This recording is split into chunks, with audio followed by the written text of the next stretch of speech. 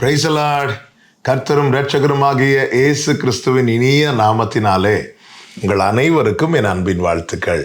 இந்த நல்ல நாளை காண செய்த தேவனுக்கு ஸ்தோத்திரம் உண்டாவதாக.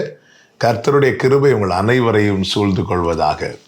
யோபுவின் புஸ்தகம் 35வது அதிகாரம் 6வது வசனம். நீர் பாவம் செய்தால் அதனாலே அவருக்கு என்ன நஷ்டம்? உம்முடைய மீறுதல்கள் மிகுதியானாலும் அதனாலே அவருக்கு என்ன சேதம்? கர்த்தருடைய பரிசுத்த நாமத்திற்கு மகிமை உண்டாவதாக. யோபுவினிடத்திலே வந்தவர்களில் ஒருவனான எலிகு யோபுவுக்கு சொன்ன வார்த்தைகளில் ஒன்று. நீர் பாவம் செய்தால் அதனாலே அவருக்கு என்ன நஷ்டம்? பிரியமான கர்த்தருடைய பிள்ளைகளே, ஒன்றை புரிந்து கொள்ள வேண்டும்.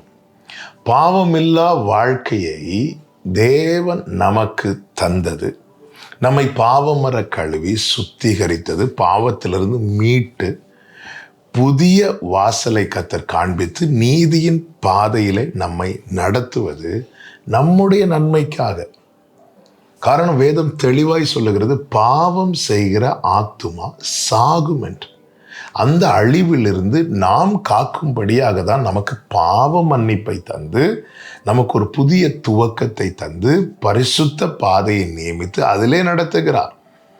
அதை விட்டு நாம் மீண்டும் பாவத்தை நோக்கி பயணிப்போம் என்றால் யாருக்கு நஷ்டம்? நம்முடைய ஆத்துமா அல்லவா சாகும். ஒருவன் உலகம் முழுவதையும் ஆதாயப்படுத்தி கொண்டாலும் தன் ஜீவனை நஷ்டப்படுத்தினால் அதனால் அவனுக்கு லாபம் என்ன? பாவம் செய்து கொண்டிருக்கிறவன் பாவத்தில் இருக்கிறான். இன்னும் சொல்ல வேண்டுமானால் அவன் மரித்த நிலையில் தான் இருக்கிறான். தகப்பனை விட்டு இளையகுமாரன் தூரமாய் போனானே, எதற்கு போனான்? பாவம் செய்யதானே போனான். யாருக்கு நஷ்டம் வந்தது? அந்த இளையகுமாரனுக்கு தானே. அவன் ஆஸ்தி எல்லாம் இழந்தான். கடைசியில் அவனுக்கான அடையாளம், உரிமை எல்லாம் இழந்து பண்டிகைகளுக்கு வைக்கப்பட்ட தவிட சாப்பிட ஆசையாக இருந்தான். அப்படி இருந்தும் அது அவனுக்கு கொடுக்கப்படவில்லை. இந்த நிலையில் அவன் தகப்பனிடத்தில் திரும்பி வருகிறான்.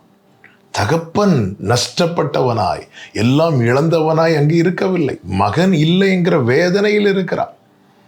ஆனால் பாவம் செய்ததுனால உண்மையிலே நஷ்டம், இழப்பு யாருக்கு என்றால் பாவம் செய்தவனுக்கு. எனவேதான் கர்த்தர் சத்தியத்தை அனுப்புகிறார், வசனத்தை அனுப்புகிறார், சுவிசேஷத்தை அனுப்புகிறார். வழி இதுவே, இதிலே நடுவுங்கள் என்கிற சத்தத்தை நம்மை நேசித்து, நம்மை விரும்பி அனுதினமும் நம் காதுகளிலே கேட்கும்படி செய்கிறார். பாவத்தை விட்டு விலகி பரிசுத்த வாழ்க்கையை நோக்கி ஒருவன் பயணிக்கிறான் என்றால் அது அவனுக்கு தான் நன்மை, அது அவனுக்கு தான் மேன்மை. நம்ம பசி ஆறணும்னா நாம தானங்க சாப்பிடணும். நாம சாப்பிடாம இருந்தால் நமக்கு தானங்க கஷ்டம். நமக்கு ஜீவ மார்க்கத்தை கர்த்தர் தெரியப்படுத்துகிறார். புரிந்து கொள்ள வேண்டும்.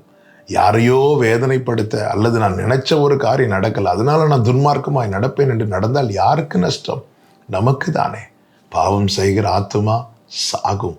இதை மறக்கவே கூடாது. ஹல்லேலூயா. ஏதேனிலே ஆதாமும் ஏவாளும் பாவம் செய்தார்கள். தேவன் ஏதேனை விட்டு விலகவில்லை. ஆதாம் ஏவாளை ஏதேனை விட்டு விலக்கினார். பாவம் என்கிற காரியம் நம்மை நெருக்கும் போது அதை தள்ளிவிட்டு விசுவாசத்தை துவக்கினவரும் அதை முடிக்கிறவருமாயிருக்கிற இயேசுவை நோக்கி நமக்கு நியமித்த பாதையிலே பொறுமையோடு ஓடக்கடவோம். கர்த்தரிடத்தில் கிருபையை கேட்போம். கர்த்தர் கிருபை தருவார். செபிக்கலாமா? எங்கள் நல்ல தகப்பனே, இரக்கமுள்ள தேவனே, எங்களை பாவமர கழுவி பாவ மன்னிப்பின் நிச்சயத்தை தந்து பரிசுத்தப்படுத்தி புதிய துவக்கத்தை தந்தவரே, பாவத்தை விட்டு விலகி உம்மை நோக்கி நியமித்த ஓட்டத்திலே ஓட கிருபை தாரும். இயேசுவின் நாமத்தில் பிதாவே, ஆமென்.